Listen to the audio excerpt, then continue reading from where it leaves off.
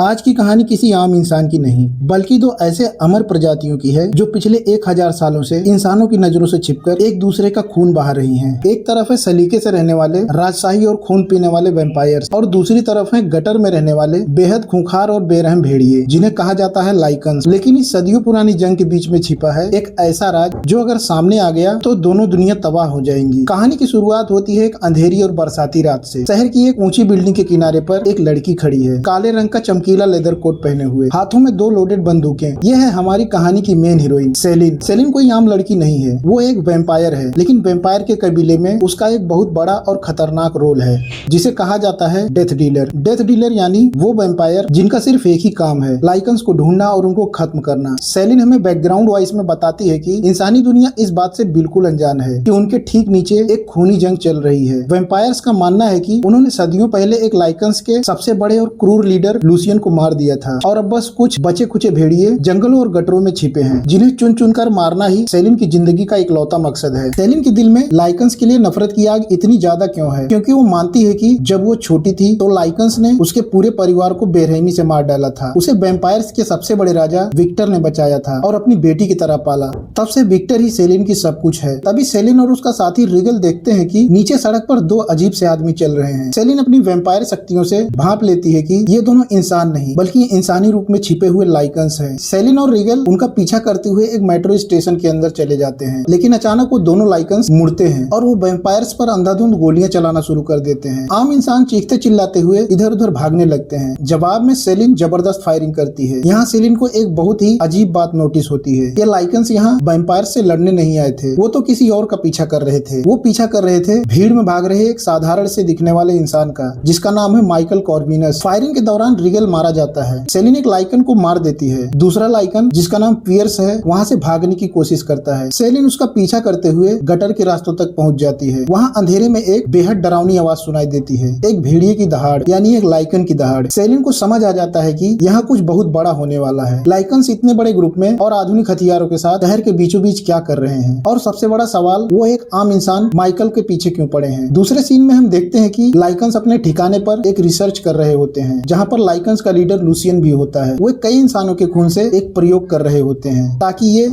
अपनी पावर्स को बढ़ा सके। तभी उनका साइंटिस्ट बताता है कि हमें अलेक्जेंडर कॉर्विनस के वंशज का खून चाहिए अपनी पावर को बढ़ाने के लिए। अब हमें ये पता चलता है कि माइकल ही अलेक्जेंडर कॉर्विनस का वंशज है, इसीलिए ये लोग माइकल के पीछे पड़े थे। दूसरी तरफ सेलिन सीधे वैम्पायर्स के गढ़ यानी उनकी आलीशान और बड़ी हवेली लौटती है जहाँ वैम्पायर्स ऐशो आराम की जिंदगी जीते हैं, महंगे कपड़े पहनते हैं और इंसानी खून पीते हैं। इस समय वैम्पायर्स कबीले का काम संभाल रहा है क्रेवन। क्रेवन एक घमंडी चालाक और कायर किस्म का वैम्पायर था। उसे जंग से ज्यादा अपनी गद्दी और ऐशो आराम से प्यार था। वह सेलिन को बहुत पसंद करता था और उससे शादी करके हमेशा के लिए वैम्पायर्स का राजा बनना चाहता था। सेलिन क्रेवन के पास जाती है और मेट्रो स्टेशन की पूरी कहानी बताती है। वह कहती है कि लाइकन्स गटरों में छिपे हैं और वो बहुत बड़ी तादाद में है। वो किसी इंसान का पीछा कर रहे थे, हमें तुरंत उन पर हमला करना होगा। लेकिन क्रेवन उसकी बात को हंसकर टाल देता है। वह कहता है तुम जरूरत से ज्यादा सोच रही हो। लाइकन्स सदियों पहले मर चुके हैं, लूसियन मर चुका है, वो बस कुछ भूखे भेड़िए हैं जो खाने की तलाश में शहर आए होंगे। इस बात को यही खत्म करो। सेलिन को क्रेवन का यह रवैया बिल्कुल पसंद नहीं आता। उसे लगता है कि क्रेवन कुछ छिपा रहा है या फिर वो अपनी कायरता की वजह से इस बड़े खतरे को देखना नहीं चाहता। सेलिन हार मानने वालों में से नहीं थी। वो तय करती है कि वो खुद उस लड़के को ढूंढेगी और पता लगाएगी कि लाइकन्स उसके पीछे क्यों पड़े हैं। सेलिन हवेली के कंप्यूटर सिस्टम और पुलिस रिकॉर्ड का इस्तेमाल करके माइकल कॉर्विनस का पता निकाल लेती है। माइकल एक मेडिकल इंटर्न डॉक्टर है जो शहर के एक अस्पताल में काम करता है। वह एक सीधा साधा इंसान है जिसे इस बात का अंदाजा भी नहीं है कि उसकी जान के पीछे कितनी बड़ी मुसीबत पड़ी है। रात के समय सेलिन सीधे माइकल के अपार्टमेंट में पहुंच जाती है। माइकल अपने कमरे में अकेला था। अचानक सेलिन उसके सामने आती है। सेलिन उससे पूछती है कि तुम कौन हो और वो लोग मेट्रो स्टेशन में तुम्हारे पीछे क्यों पड़े थे। माइकल डर जाता है और कहता है कि मुझे नहीं पता, मैं तो बस एक डॉक्टर हूँ। इससे पहले कि सेलिन उससे कुछ और पूछती, अचानक कमरे में कई लाइकन्स हमला कर देते हैं। सेलिन अपनी बंदूकें निकालती है और उनके बीच फाइट शुरू हो जाती है। सेलिन अकेले ही 3-4 लाइकन्स से मुकाबला करती है। इसी अफरा तफरी के बीच लाइकन्स का असली और सबसे बड़ा लीडर सामने आता है जिसका नाम है लूसियन। वही लूसियन जिसे वैम्पायर्स 600 साल पहले मारा हुआ मान चुके थे। लूसियन बेहद ही ताकतवर था। वह सीधे माइकल पर हमला करता है और उसके कंधे पर अपने नुकीले दांतों से जोर से काट लेता है। माइकल दर्द से चीख उठता है। सेलिन लूसियन पर गोलियां चलाती है। सेलिन किसी तरह घायल माइकल को उठाती है और अपनी कार में डालकर वहाँ से निकल जाती है। लूसियन उनका पीछा करता है लेकिन सेलिन उसको टक्कर मारकर आगे बढ़ जाती है। रास्ते में सेलिन को काफी चोटें चोटें आई थी और उसका खून बह रहा था। कार चलाते चलाते अचानक सेलिन बेहोश हो जाती है। कार अनकंट्रोल होकर सीधे गहरी नदी में जा गिरती है। कार पानी में डूबने लगती है। यहाँ पर माइकल, जो खुद भेड़िए के काटने की वजह से तड़प रहा था, अपनी जान की परवाह किए बिना सेलिन को डूबती कार से बाहर निकालता है और किनारे पर लाता है। वह सेलिन की जान बचाता है। जब सेलिन को होश आता है तो वो देखती है कि वो सुरक्षित है और माइकल उसके पास ही था। एक वैम्पायर की जान एक इंसान ने बचाई थी। यह सेलिन के लिए बहुत बड़ी बात थी। दोनों के बीच एक अनजाना सा अट्रैक्शन शुरू हो जाता है। सेलिन माइकल को लेकर वैम्पायर्स हवेली वापस आती है ताकि उसे सुरक्षित रखा जा सके। जब क्रेवन को यह बात पता चलती है तो वह आग बबूला हो जाता है। वह कहता है कि तुम एक मामूली इंसान को हमारी हवेली में कैसे ला सकती हो,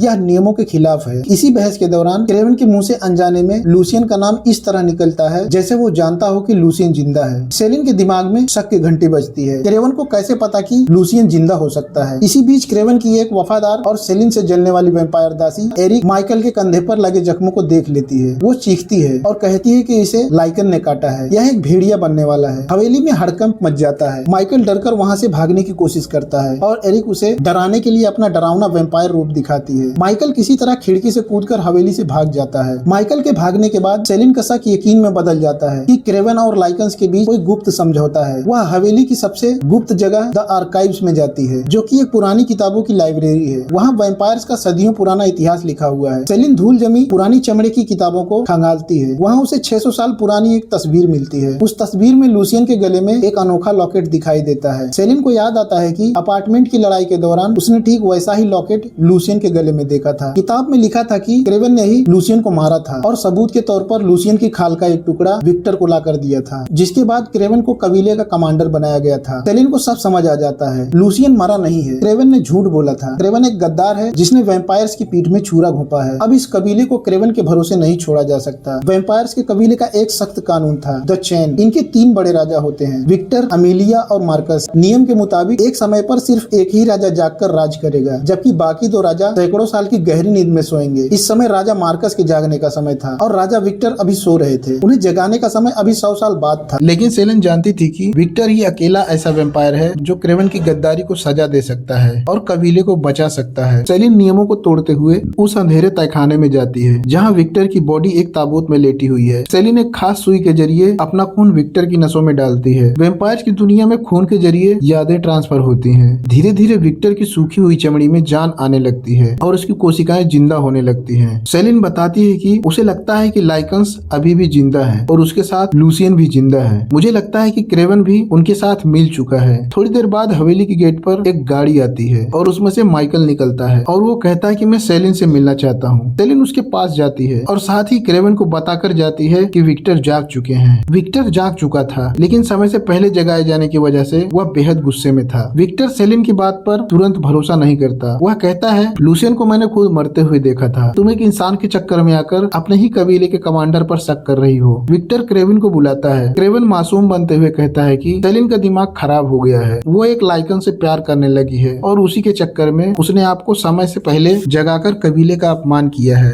विक्टर कबीले के कानून को सर्वोपरि मानता था। जब सेलिन माइकल को एक सुरक्षित जगह छुपाकर वापस आती है, तब वह सेलिन से कहता है कि तुमने बिना इजाजत मुझे जगाया है, इसीलिए तुम्हें काउंसिल की अदालत में पेश होना होगा। तब तक तुम्हें इस हवेली के एक कमरे में कैद किया जाता है। सेलिन को झटका लगता है कि जिस विक्टर को वो अपना सब कुछ मानती थी, उसने उसकी बात पर भरोसा नहीं किया। सेलिन को एक कमरे में बंद कर दिया जाता है। लेकिन तभी क्रेवन की दासी एरिक, जो क्रेवन से प्यार करती थी और सेलिन को रास्ते से हटाना चाहती थी, चुपके से सेलिन के कमरे का दरवाजा खोल देती है। वह चाहती है कि सेलिन यहाँ से भाग जाए ताकि क्रेवन हमेशा के लिए उसका हो जाए। सेलिन बिना वक्त गवाए हवेली से भाग निकलती है। उसे किसी भी कीमत पर माइकल के पास पहुंचना था, क्योंकि वो जानती थी कि लाइकन्स दोबारा माइकल पर हमला करेंगे। वह माइकल के पास वापस जाती है और ठीक उसी वक्त लाइकन भी उस पर हमला करते हैं। फाइटिंग के दौरान माइकल भागने की कोशिश करता है पर वह पकड़ा जाता है। लाइकन्स माइकल को घसीटते हुए अपने अंडरग्राउंड ठिकाने में ले जाते हैं और उसे बांध देते हैं। उधर सेलिन लाइकन साइंटिस्ट को पकड़कर विक्टर के सामने लाती है ताकि सच सामने आ सके। मौत सामने देखकर साइंटिस्ट सब कुछ बता देता है। वह सबसे पहले विक्टर को बताता है कि जिस लूसियन वैम्पायर को 600 साल पहले मरा हुआ मान चुके थे, वह असल में जिंदा जिंदा है। उसने अपनी मौत का नाटक किया था ताकि वह छिपकर अपनी सेना तैयार कर सके। लूसियन को जिंदा रखने और वैम्पायर्स की आंखों में धूल झोंकने में किसी और का नहीं बल्कि खुद आपके वफादार कमांडर क्रेवन का हाथ है। क्रेवन और लूसियन ने आपस में हाथ मिला लिया है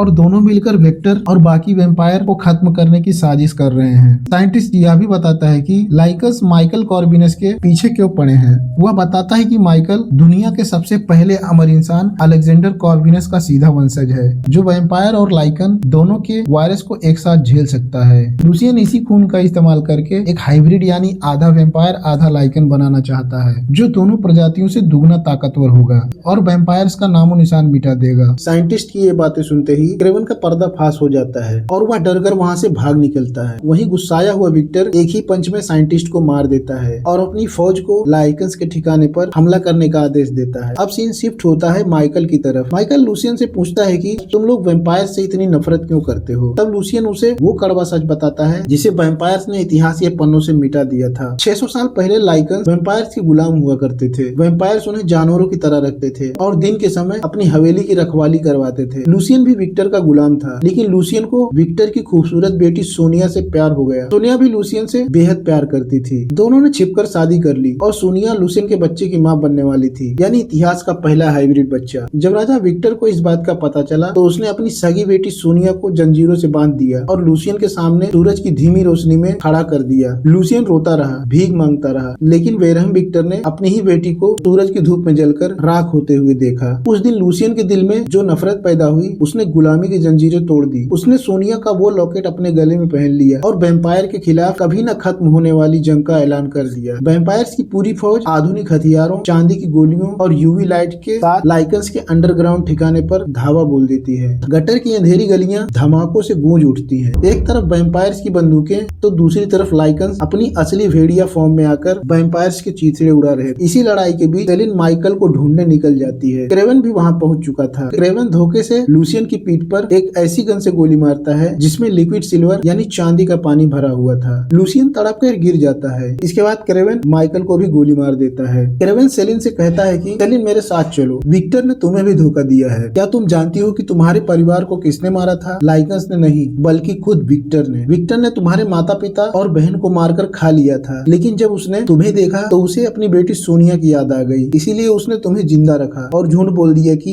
यह काम लाइकन्स का था। सेलिन की आंखों से आंसू निकल आते हैं। उसकी पूरी जिंदगी एक झूठ पर टिकी थी और वह गुस्से में क्रेवन पर बंदूक तानती है। तभी जमीन पर तड़प रहा लूसियन क्रेवन के पैर पर चाकू से वार करता है। क्रेवन लड़खड़ाता है। लूसियन सेलिन से कहता है कि अगर तुम्हें इसे बचाना है तो तुम्हें इसे काटना होगा और तब ये आधा वैम्पायर और आधा लाइकन बन जाएगा। तभी क्रेवन लूसियन के शरीर पर गोलियों की बौछार कर देता है और वहाँ से भाग जाता है। माइकल के शरीर में पहले से ही लाइकन का वायरस था और अब सेलिन का वैम्पायर खून भी उसकी नसों में चला जाता है। दोनों वायरस आपस में मिलकर एक भयानक रिएक्शन करते हैं। अब वहाँ विक्टर भी आ जाता है। सेलिन और माइकल को उठाकर फेंक देता है। माइकल की आंखें एकदम काली हो जाती हैं। उसकी चमड़ी का रंग ग्रे हो जाता है। उसके हाथ पैर इंसानी रहते हैं, लेकिन उनमें भेड़ियों जैसी ताकत और नाखून आ जाते हैं। इतिहास का पहला हाइब्रिड जाग चुका था। माइकल दहाड़ते हुए सीधे विक्टर पर हमला करता है। विक्टर जो कि 1000 साल पुराना और बेहद शक्तिशाली वैम्पायर था, माइकल की ताकत देखकर हैरान रह जाता है। दोनों के बीच एक जबरदस्त फाइट होती है। काफी देर फाइट चलने के बाद विक्टर माइकल की गर्दन दबोच लेता है। तभी सेलिन एक तलवार से विक्टर पर हमला करती है और विक्टर के चेहरे के 2 भाग कर देती है। सब कुछ शांत हो जाता है। सेलिन लूसियन के गले से अपनी माँ जैसी दिखने वाली सोनिया का लॉकेट उठा लेती है। अब सेलिन और माइकल दोनों अकेले पड़ चुके हैं। वो जानते हैं कि उन्होंने वैम्पायर्स के सबसे बड़े राजा को मारा है, इसीलिए अब वैम्पायर्स कबीला और कुछ बचे कुचे लाइकन दोनों ही उनके जान के दुश्मन बन जाएंगे। बैकग्राउंड में सेलिन की आवाज सुनाई देती है। जंग खत्म नहीं हुई है, बल्कि इसकी तो बस शुरुआत हुई है। अब हम शिकारी नहीं रहे, अब हम शिकार बन चुके हैं, लेकिन जब तक हम एक दूसरे के साथ हैं, हम लड़ते रहेंगे। तो दोस्तों, यह थी अंडरवर्ल्ड फिल्म की एक जबरदस्त कहानी। आपको क्या लगता है, क्या सेलिन ने विक्टर को मारकर सही किया? अपना जवाब कमेंट सेक्शन में जरूर दें। मिलते हैं अगले वीडियो में।